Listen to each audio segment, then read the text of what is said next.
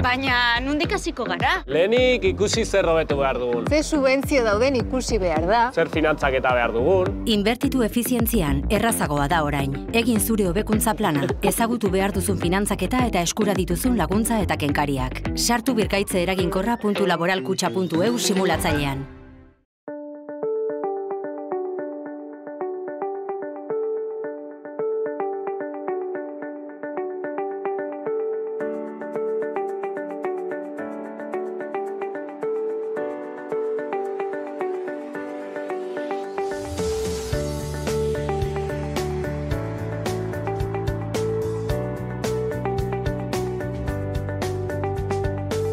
Kaixo eta ongi etorriak saio berri batera, gaur otsailak 5, astelena, bi elkarrizketa izango ditugu. Alde batetik, Leti Martinez eta Oier Lizarraga etorriko dira, Irunberriko ikasleak direnak.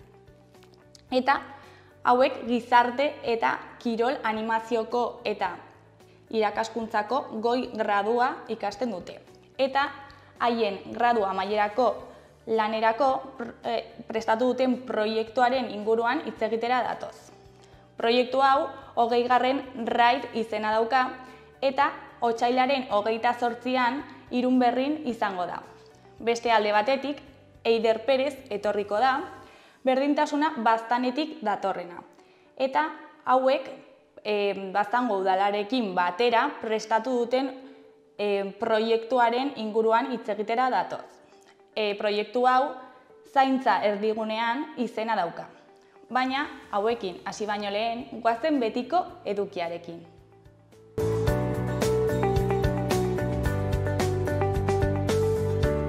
Goazen orain gaurko efemerideekin.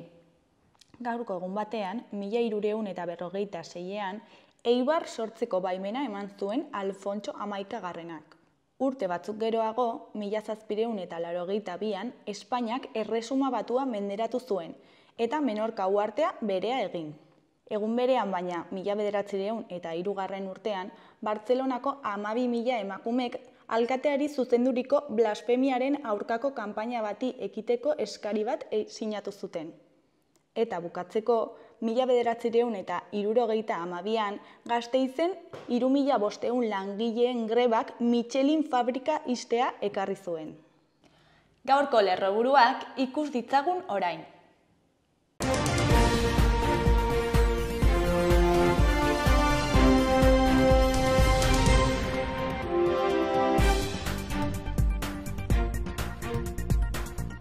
Etxebizitza eskuratzea nerabezaroko suizidioa eta berdintasunezkoak ez diren identitate maskulinoak interneten unibertsitateko ikasketen amaierako lan onenen ardatzak. Langabezia 4,7% murriztu da Nafarroan azken urtean, 30.663 pertsonaraino. Barne zuzendaritzak 3. helikoptero batekin indartu ditu neguko baso kanpaina itzaltzeko bitartekoak. Mendi zinemaren astea hasiko da gaur Golen Baionan. Nafarroak eta estatuak San Cristobal gotorlekoa memoriaren leku bihurtzeko negoziazioi ekin diete berriro. Alfredo Sada elkarteak artearen eta etxearen inguruko gogoeta bat proposatzen du Ziudadelan ikusgai dauden 30 obra piktorikoaren bitartez. Kike Los Arcos Iruñako soinujolea oroitu dute plaka batekin bizi izan zen eraikinean Ansoleaga kaleko 12. zenbakian. Baztandarren Biltzar elkarteak kide berriak animatu nahi ditu. Kaldereroak eta Santa Ageda ospakizunak izan dira asteburuan beran.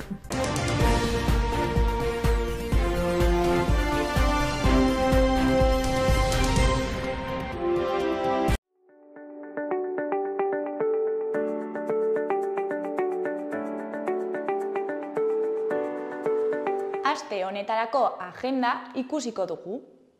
Astelenean, Katakrak liburutegian, Iruñean, liburu aurkezpena egongo da. Krutwig bere mendeurrenean berri irakurtzen izepean. Zergatik eta zertarako berri irakurri Krutwig bere jaiotzaren mendeurrenean? Birpentsatzeko gai hauetan lidergo faltan dagoen herri hau astintzera datoz horri hauek. Sinesgarria alda ustez askatasun gozez bizi den herri zahar honek bere erraietatik sortutako hainbat pentsalari sakoni bizkarra ematea? Galdera hori eta beste hainbat planteatuko dituzte liburuaren aurkezpenean, arratsaldeko 7:00 Katakraken. Asteazkenean, Arnasa betean izeneko filma ikusteko aukera egongo da Kondestableko Zibiboxean, Iruñean.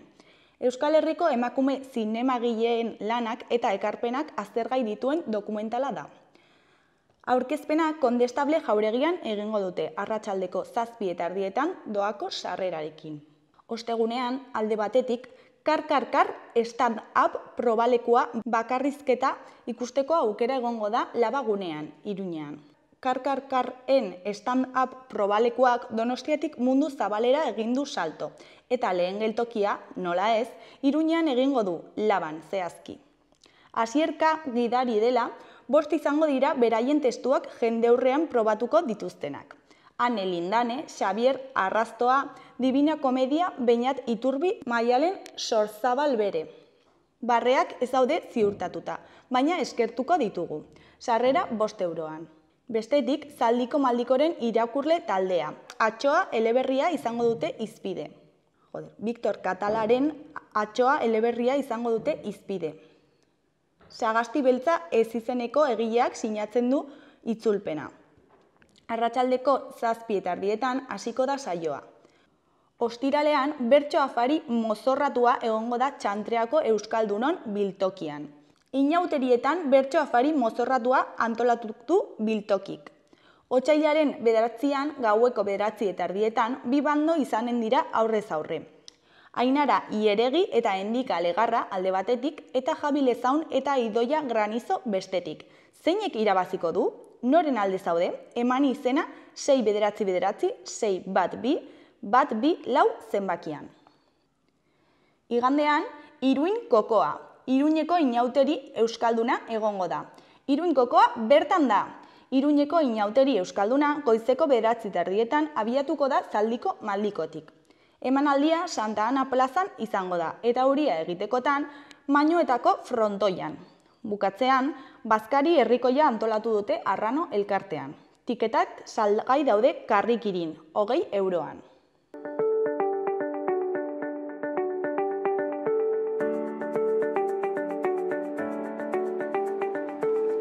Ikus dezagun gaurko egunkarien azalek zer dioten. Diario de Noticiasen titular nagusian, erorketagatiko istripuak dira heriotza ez naturalaren lehen arrazoia Nafarroan. 2022an, 91 heriotza izan ziren arrazoi horrengatik. Ia kasu guztietan, 65 urtetik gorakoak daude. Osteoporosia, artritisa eta farmakoak erorikoen jatorrian daude. Argazki nagusian, Katena 6 aurkariz inguratuta, geldikako jokaldi baten zain dago. Titularrean, harrapatuta.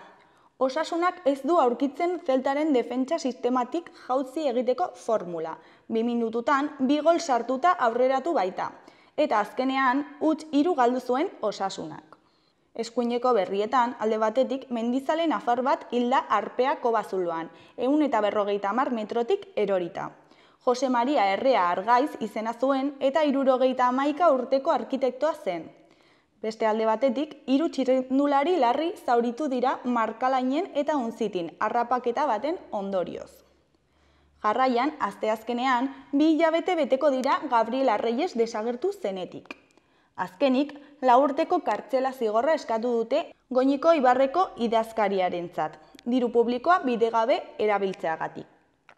Hori koloreko berrietan, alde batetik Mendillorriko biltegi baten garbiketa. Bestetik, Jesus Núñez Villaverde, Urguanko Espainiako batzordeko presidentearen hitzetan, Israelek hamarkadak daramatza Palestinan gauzatutako egitateen estrategiarekin. Diario de Navarraren titular nagusian, 35.000 ikasle nafarren familiek eskola eguna aukeratzeko deia egin dute. 170 ikastetxe publikoetatik 159 bozketak egingo dituzte, horietako 152 lanaldi jarraitura aldatzeko. Diario de Navarrak parte hartzeko eta aztertzeko edukiak, iritziak eta foroak eskainiko ditu gaurtik aurrera. Argazki nagusian, Budimir damu da lehen zatian 0-0 joaten zirenean huts egin zuelako. Partidan izan zen aurkera argi bakarrenetako batean. Titularrean, etxipena sadarren. Osasuna minutu eta erdian desdoitu eta ez da atakatik atera gola aurkitzeko. Eskuineko berrietan alde batetik iruindar bat hilda Frantziako Pirinioetan izandako eroriko batean. Jose Maria Errea Argaiz, 71 urteko arkitektoa, Esterengubi inguruan zebilen arpea aitzulotik ondoan. Bestalde, 500 traktorek baino gehiagok Nafarroa gelditzea bilatuko dute bihar. Bukatzeko, Nafarroak Augeskiren gaixotasunaren aurka lan egin du Eiza Txakurretan. Goiko berrietan, alde batetik, Iruñeko San Fernin ikastetxeko 50 urte. Beste alde batetik, ze zerga ordaintzen dugu gure aurrezkiengatik? Bukatzeko, 12 musikari eta 12 abesti batzen dituen diskoa. Gara egunkariaren titular nagusian, EH Bilduk irabaziko lituzke hauteskundeak, hainbat alderdiren eserlekuekin. Aztikerren inkestaren arabera, EH Bilduk 24-27 eserleku lor ditzake, eta EAJak 24-25. PSEek 11-12 legebiltzarkide izango lituzke. Sumar Podemosek 6-8, PPek 6 eta Voxek 1. Argazki nagusian, Ane Aldaba dugu. Honen hitzetan, testu ingurua ez da ona, eta horrek eraman gaitu kalera, aldaketa nahira. Krisia besterik ezagutu ez duen belaunaldiaren parte da Ane Aldaba Artutx, Ernai Gazte antolakundeko bozeramailea. Baina panorama zail horrek, hain zuzen, eraman ditu kalera, egoera iraultzeko nahi hori plazaratzera. Euskal Herriaz eta osasun mentalaz mintzo da, baina baita nazioarteko testu inguruaz ere. Ezin egon hori borrokarako tresna bilakatu nahi dute. Eskuineko berrietan, aldi batetik, Israelek bombekin eraso dio haurtzaindegi bati eta Jan Junisen jarraitzen du. 5. hilabetean sartuko den eraso gupidagabe baten suetena lortzeko negoziazioen erdian, Israelek Rafah hiria eraso zuen, haurtzaindegi bat ere bombardatuz eta 2 haur hilez. Jan Junisen jasartzen jarraitzen du. Bestetik, Aritz Intxustaren erreportaia dugu. Prentsatik sareen diktadura adimen artifizialaren tira. Euskal Herria irratiaren titular nagusian, 2 minututan herri mina. Osasunak 0 eta 3 galdu zuen zertaren aurka. Atzo arratsaldean jokaturiko norgehiagokan. Porrot horren ondotik, gorritxoak 12 dira sailkapenean. Jaitsiera postuetatik 9 puntura. Eskuineko berrietan, alde batetik, Joseba Orduñaren hitzetan, izugarria da euskara gorrotoarekin lotzea. Mindu egin ninduen. Eguesibarko PPko zinegotzi Ima Mujikak korrikari diru laguntza emateko mozioa eztabaidatzen ari zirela, euskara gorrotoarekin lotu zuen, esanez gainera terrorismoaren garaietara eramaten zuela euskarak.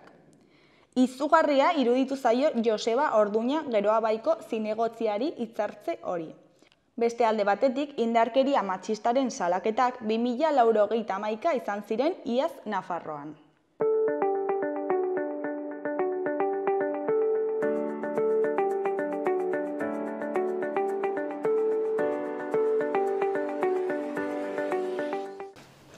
Kaixo eta ongi etorriak gaurko lehenengo elkarrizketara, oraingoan Leti Martinez eta Oier Lizarragarekin gaude, Irunberriko institutuko ikasleak direnak.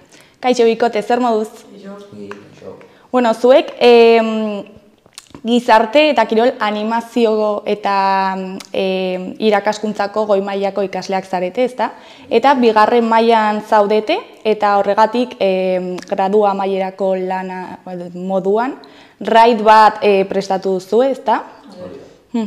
Eta, bueno, kontatu iguzu pixka bat, zer da raid bat? Raid bat multikirol lasterketa bat da, non elkartzen diren okurritzen zaituen edo zein kirol, eta segun zer nahi duzun eta zer prestatu nahi duzun, sartzen duzu gauza bat edo beste. Gure kasuan adibidez antolatu dugu Lokotxa eta Pista Amerikar arteko proba bat, Eta gero badugu bizikleta, piragua eta orientazioa. Eta nork parte hartu dezake honetan? Gure kasuan, gonbidatzen ditugu gure graduko edo graduantzeko pertsonak, nortzuk aidien ikasten gauza bera, eta horiei aukera ematen diegu parte hartzeko. Eta kanpoko jendea ezin da apuntatu? Gonbidapenarekin parte hartu behar duzu, beraz, gure kasuan ez. Dibidez, orten sartu ditugu ikasle horiek direnak, ez direnak ez dutenak ikasten gradu hau, baina, kanpoko jendea da, baina gu gonbidatu diogu. Eta zein da honen helburua? Honen helburua bada kirol ezberdinak ikustea eta Irunberriko herriari egun politu bat oparitzea. Eta aurretik eginda noizbait, hau? Bai, daramagu ja, Irunberriko zentroa darama 20 urte hau prestatzen, eta guri egokitu zaigu 20. edizioa prestatzea. Eta egun osoko jarduera izango da, edo nola antolatu duzue? Bakarrik da goizean egiten den gauza bat, baina hasiko da 10 aldera, eta bukatzen da ordu 2 aldera gutxi gora bera. Horrendik behiratzen ari dugu den hori, baina gutxi gora bera. Eta duzuia programazioa prestatua? Horretan, horri buruz oraindik lanean ari gara, azkenean ikusi behar ditugu noiz iritsiko diren partaideak edo sari banaketan nola ingo dugun, gero proben iraupena nola izango den, oraindik horretan Eta zuek ari zarete dena antolatzen edo sailkatu zarete froga desberdinak, froga desberdinetan edo nola egin duzue? Horretan sailkatu ginen lehenengo egunean, talde ezberdinetan, lanpaket ezberdinetan, baditugu adibidez jarduerak antolatu dituzten jendea, baditugu publizitateaz arduratzen ari direnak, finantzaketetaz ari direnak, eta horrela antolatu gara, talde ezberdinetan, gero dena elkartzeko eta lanari forma emateko. Eta hau egin ahal izateko institutotik kanpoko laguntza jaso duzue? Badaukagu abesleen laguntza, harremanako haiekin kontaktuan jartzen direnak, eta laguntzen digute gure adibez sariak ematerakoan, gu ez daukagu diru laguntzarik, orduan ezin ditugu sariak ere erosi, eta orduan besteekin adibidez sarien banaketa egin dezakegu, eta beste gauza batzuk bai. Eta Irunberriko jendeak lagundu egin dizue edo lagunduko dizue egun horretan? Badaukagu proiektu bat Irunberrin, 3. adineko pertsonekin egiten dena, eta haien laguntza bai jasoko dugula, gu laguntza eskatzen dugulako, baina gehien bat eskatzen dugu laguntza parte hartzaileek ez diren ikaslei. Eta norbait lagundu nahi izan ez gero, nola egin dezake edo nola jarri daiteke zuekin kontaktuan? Instagrametik bertan idatzi aldigu eta laguntza eskaini nahi izatekotan ongi etorria. Eta, zuek zenbat zarete taldean edo, suposatzen dut kurtsoko guztiak zaudetela hor sartuta, ez? Eta zenbat zarete? 20 inguru gara, gehi gero gure tutorea dagoela proiektuaren koordinazioa egiten. Eta zenbat denbora daramazue hau prestatzen? Gutxi gora bera, ia kurtsoa hasieratik bai. Osa, lan handia, ez? Bai. Eta, ez dugu komentatu, baina noiz izango da raida? Zegunean? Otsaiaren 28an izanen da. Irunberrin.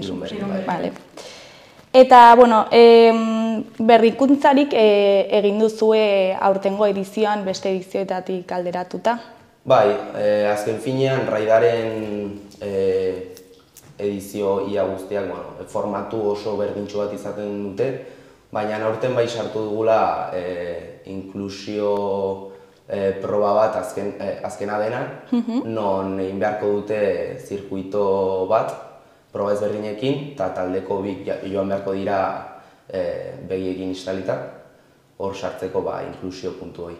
Eta, bestaletik baita ere, sartu horten bideo arkezpanen lehiaketa, urtero parte hartzaileak aurkezten dira jazki baten bitartez, eta horten sartu dugu bideo arkezpanen bidez egitea, eta hori baita ere zerbait desberdina egiteko, eta gero azkeneko gotza ikasle horien gonbidapena. Eta nola egiten ari zarete ekitaldi hau promozionatzeko? Hona etorriz gero?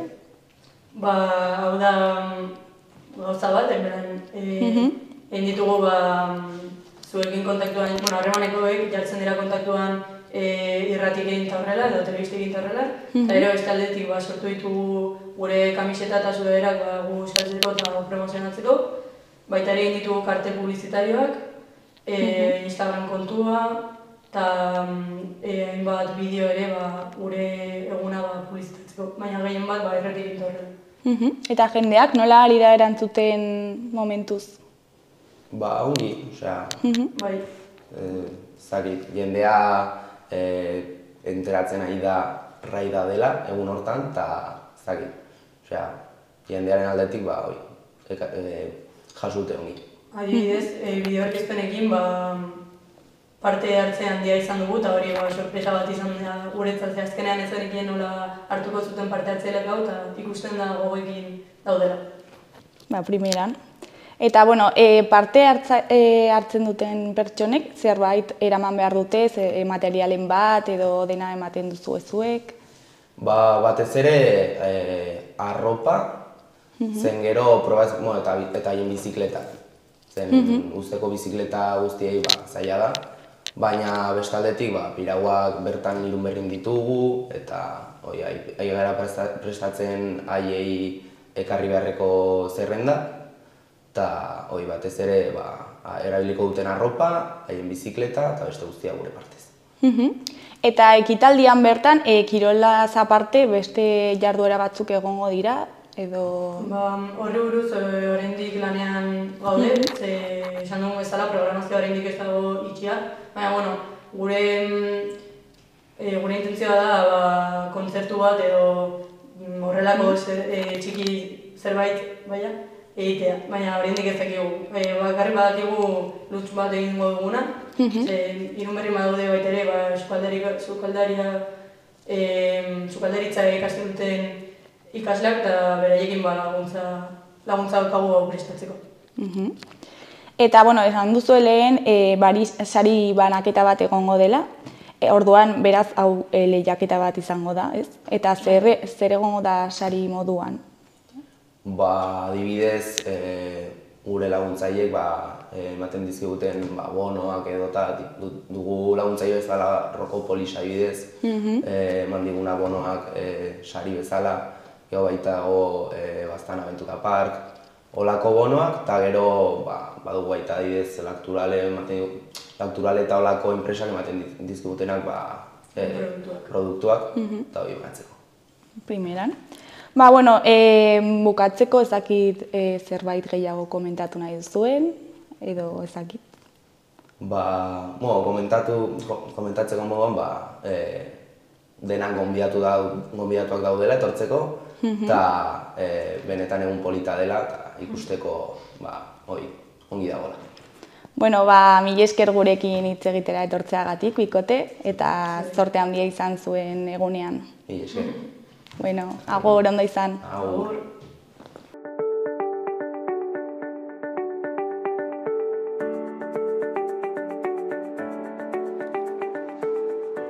Gaurko eta biharko eguraldia ikus dezagun orain. Gaur, astelena, giro berdintxoarekin hasiko dugu astea.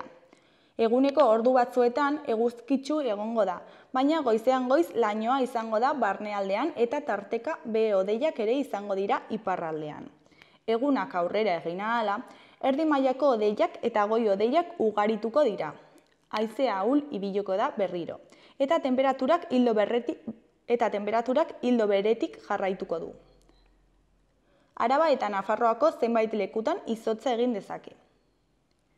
Bihar, asteartea, giro egonkorrak jarraipena izango du.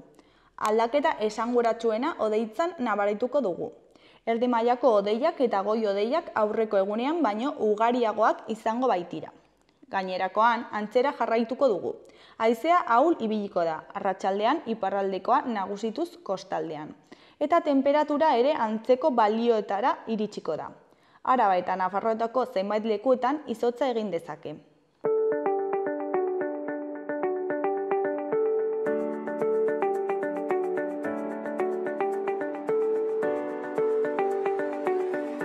Kaixo eta ongi etorriak gaurko bigarren elkarrizketara. Oraingoan Eider Perezekin gaude, berdintasuna baztanetik datorrena. Kaixo Eider, zer moduz? Kaixo, arrasongi, mil esker gonbidapenagatik. Etxeko eta zaintzaren langileen egoera ikustarazteko eta hauen eskubideen inguruan jendea sentsibilizatzeko zaintza erdigunean deituriko kanpaina abiatu duzu, ezta? Bai, hala da, bai. Baztango udaleko berdintasun eta gizarte zerbitzuen artean, kanpaina hau garatu nahi izan dugu. Ere bai, hemen zonaldeko diseinatzaile aparta batekin, Malmo diseinu estudioarekin, eta denen artean kanpaina hau martxan jarri nahi izan dugu. Eta noiz sortu zen kanpaina hau? Horrelako ekintza bat egiteko ideia ja ganden urtean idatzita utzi genuen berdintasun planean, Baztango udalerriko berdintasun planean, eta hor jaso genuen lehendabiziko aldiz, behar hau, egindako diagnostikotik identifikatu genuen, eta ja zaintzaren afera, aspaldi solasean gabiltza, eta bagenekien honi ere bai bulkada bat eman behar geniola, eta hor sortu zen, ganden urtean ekintza hau egiteko aukera, edo beharra, eta aurten, azaroan izandako greba feminista orokorraren arira, ere bai bulkada hori aprobetxatuta lanketa hau egin nahi izan dugu. Eta zein da kanpaina honen helburua edo honekin lortu nahi dena? Helburuak bi dira. Kanpainak ere bi fase izango ditu, lehendabiziko fase batean sentsibilizazio prozesu bat abiatuko dugu jendartearen dako. Azkenean, lehen fase hortan zaintza zer den, nola antolatzen den, zein garrantzia edo zein garrantzi sistemiko edo strukturala duen gure jendartearen antolakuntzan, eta zeintzu diren batez ere emakumeak diren zaintzailek bai familiaren ingurutik eta ez ordainduta diren zaintzak, bai zaintza profesionalak eta ordainduak direnak, nola ematen diren eta zein kondiziotan, horren inguruan sentsibilizatuko dugu lehendabiziko fase batean, eta gero izango da bigarren fase bat, helburu desberdin bat daukana, eta fase horretan kontatuko dugu zeintzuk diren momentu honetan legeak araututa dituen kontratazio eta lan baldintzak, eta horren inguruan, bigarren fase bat, ere bai jendartea informatzeko nola egin behar diren kontratuak, zeintzuk diren oporrak, zer egin behar dugun pertsona bat, egoera irregularrean dagoenean zein kontratu mota egin daiteke, nola kudeatu, badira ere bai zerbitzu batzuk Nafar gobernuarenak honetan laguntzeko eta horren inguruko informazioa ere zabalduko dugu, eta helburu nagusi bi horiek. Noiz izango da bigarren fase hau? Lehendabiziko baditugu 15-16 mezu eta irudi zabaltzeko eta astean 2 zabalduko ditugu. Orduan hori bukatzekin, martxo bukaeran, apirilan, dual pixket beranduago, hasiko gara bigarren fase batekin. Fase bakotxari bere denbora eman nahi diogu ere bai. Eta lehenengo fase honetako irudiak nolakoak dira? Irudiak denak badute irudi más o menos berdina, kanpaina guztietan bezala irudi orokor bat markatu nahi izan dugu, eta gero post bakotxean datu desberdinak banatzen ditugu. Gure ideia zen, zaintza modu orokor batean ikustetik, gan jausten eta markoa isten, eta iagatu zaintzaileen profila zein da, zaintzaile profesionalak zeintzuk dira, zein profil daukate, zein ikasketa, zein baldintzentan lan egiten duten, eta joan jausten dena azkenean, langileak diren edo zaintza eta zaintzaren hontan lanean dabiltzan emakume horien perfil hori marraztea, ez? Eta jendarteari ikustaraztea, bueno, egoera arraslarria dela sektorean, eta, bueno, buelta bat eman behar diogula, eta horretarako jendarte guztiaren eraldaketa bat eman behar da. Eta kartel hauek edo irudi hauek non jartzen dira? Zintzilikatetzen dituzue webgunean edo kaletik, nola antolatu zarete?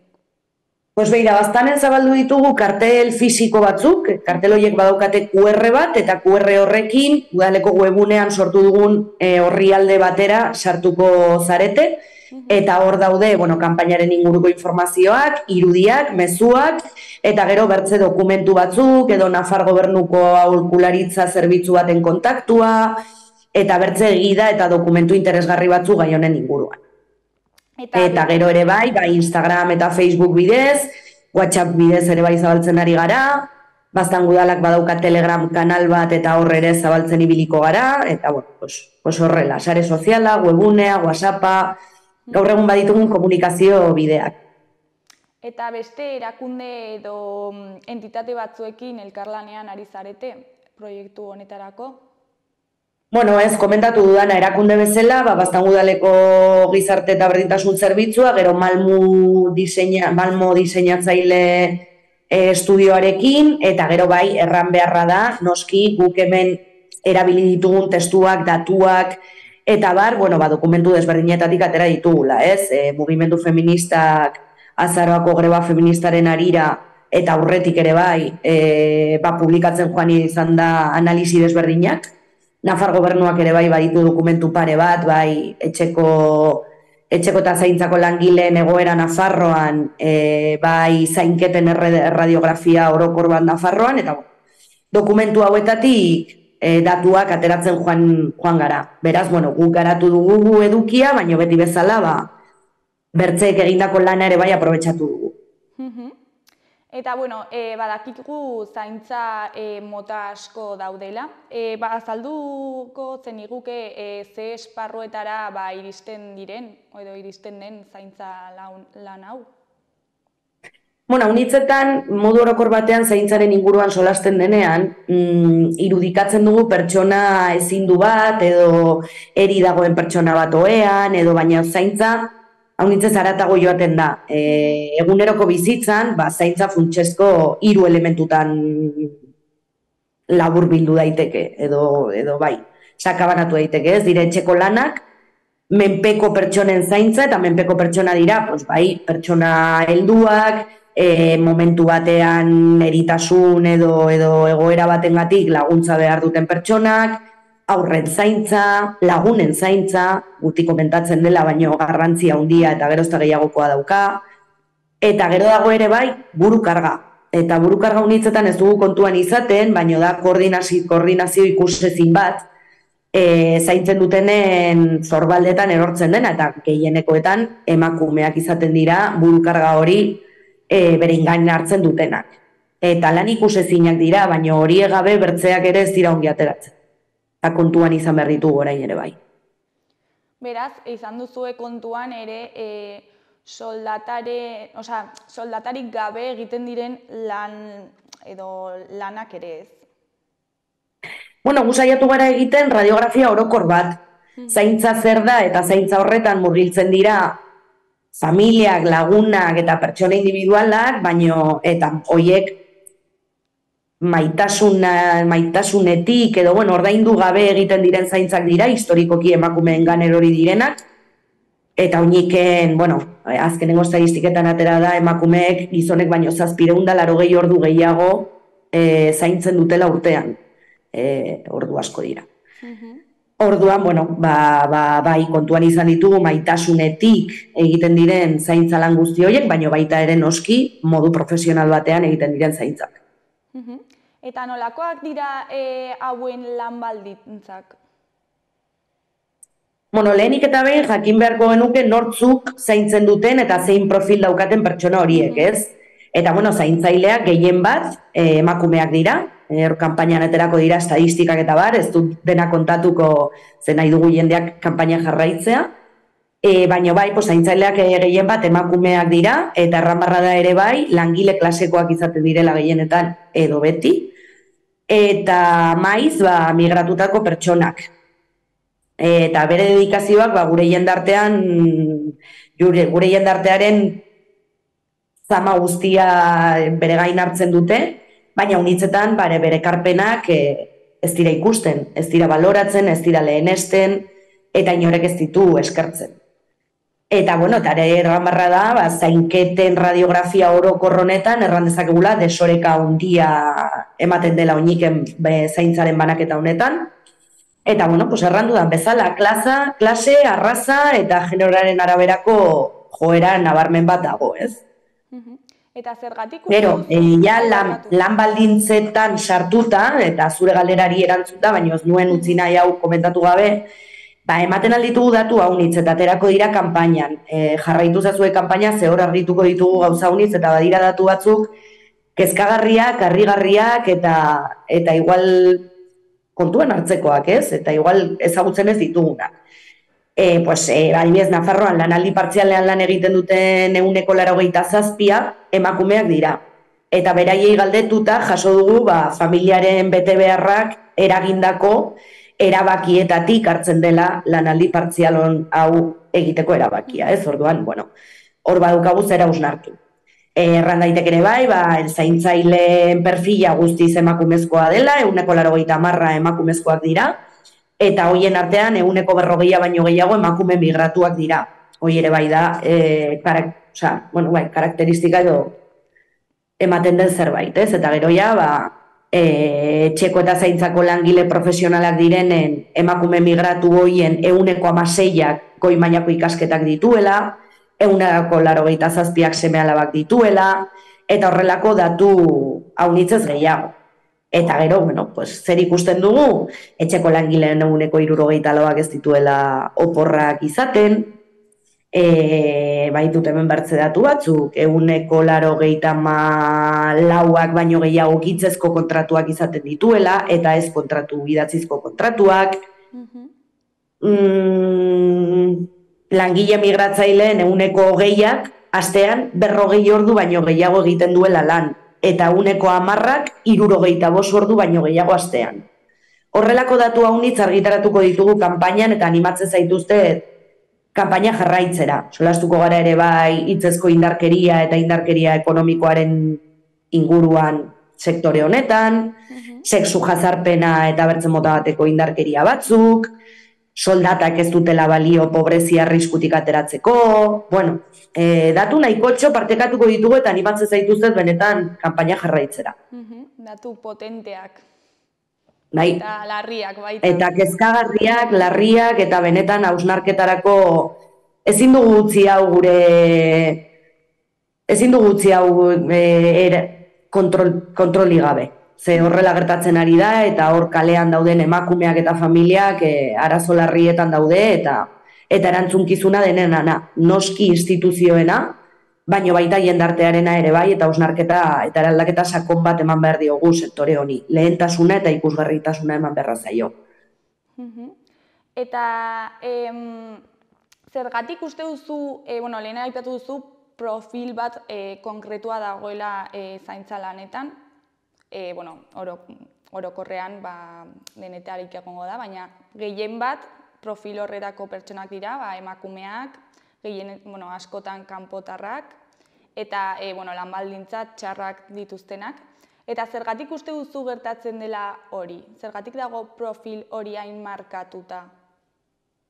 Historian zehar beti izan da lanaren dibizio sexuala deitzen duguna, eta hor, lan produktiboak eta reproduktiboen arteko hau komplexuagoa da, baina simplifikatzearren, lan produktiboak eta reproduktiboak daude gizartean, eta beti historikoki gizonei eman zaie lan produktiboaren protagonismoa eta egin beharra, eta hor egon da arrakasta, soldata, errekonozimendua eta garrantzia hor jarri da, baina ahaztu zaigu hori dena albidetzeko eta benetan posible egin ahal izateko, dagoela lan erreproduktibo handi bat.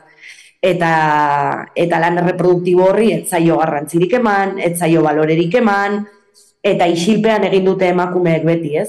Orduan, bueno, ez zuen balio sozialik, ez zaio balio sozialik eman, ez zeukan soldatarik, eta horregatik historian zehar emakumeen dako gelditu den zerbait izan da.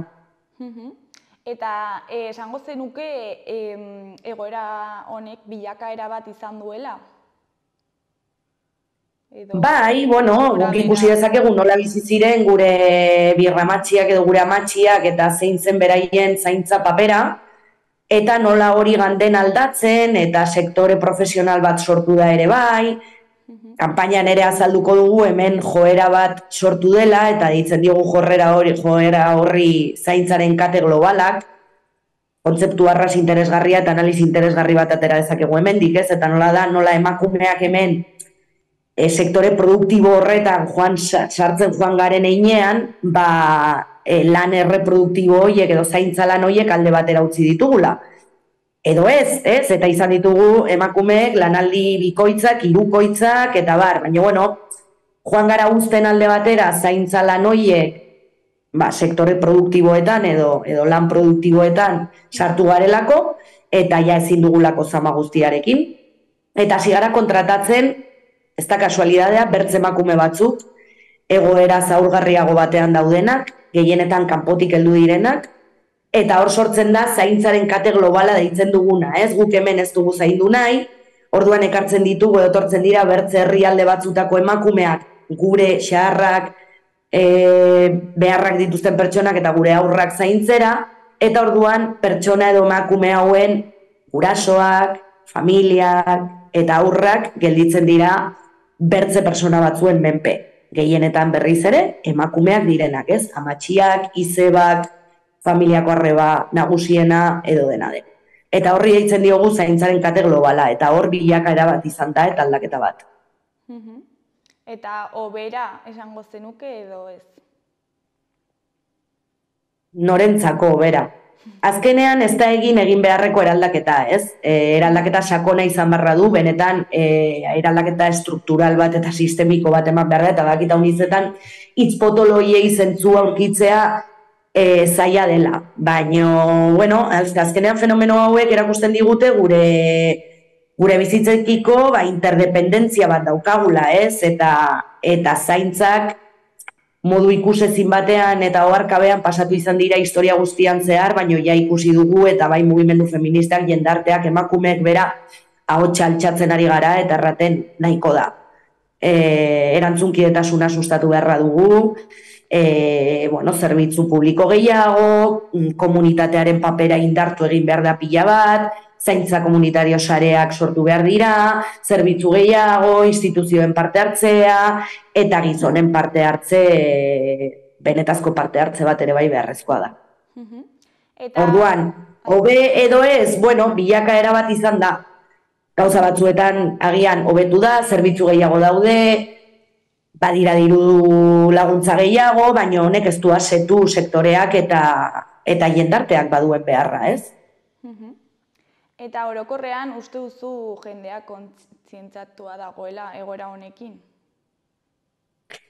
Erranen nuke denak hasi garela hau hausnartzen eta balioan jartzen gure amek, amatxiek eta gure aurreko emakumeek eta gure inguruko emakumeek egiten duten lan ikusezin guzi hori, ez? Baina haunitz falta da. Haunitz falta da, gai hauekin, eta duela guti baztanen sustatu genuen aitatasun erantzunkidearen ikastaroak, eta oraintxe berean ez dut zenbakia buruan, uste dut 4.000 gizon inguru daudela baztanen, ez dakit horietatik zenbat izango diren aitak, edo izango diren urren urtetan aitak, baina 6 gizon izan genituen lantegian. Orduan beharra hor dago, diskursoetan aurkitzen duzu, jendeak presente dauka, baina gero eraldaketek esfortzua, hausnarketa eta lanketa eskatzen dute, eta horretarako prest egon behar gara. Eta haunitz falta da. Eta kanpaina honetan konkretuki jendea inplikatua dago, edo zenolako harrera izan du baztanen?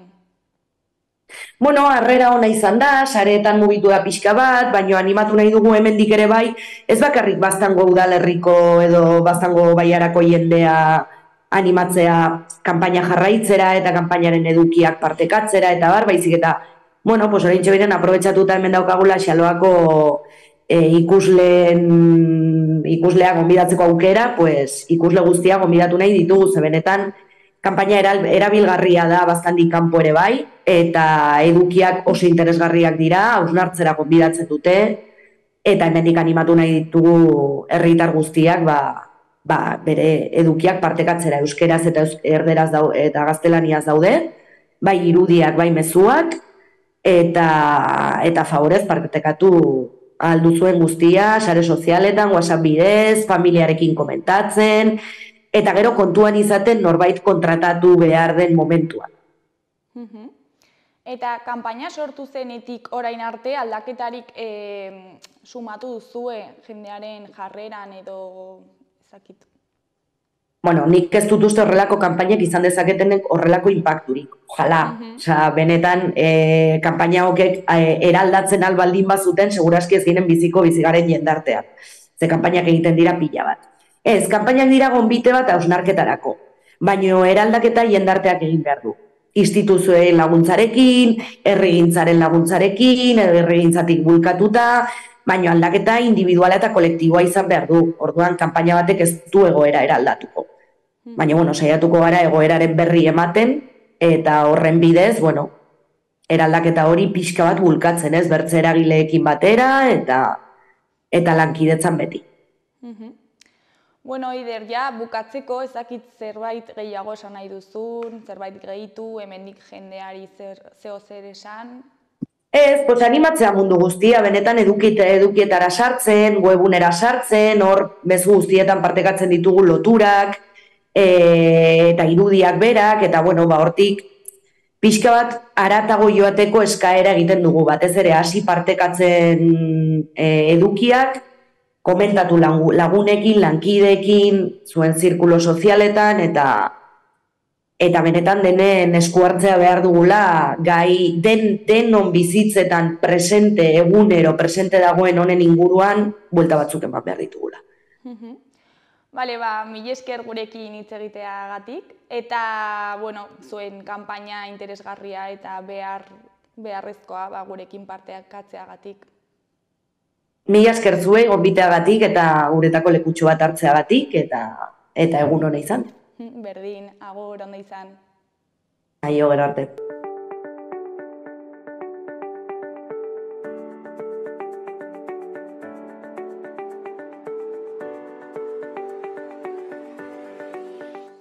Bueno, gaurkoz hau izan da dena, bihar itzuliko gara eduki eta elkarrizketa berriekin. Ondo segi, agur. Gobierno de Navarra. Nafarroako gobernua.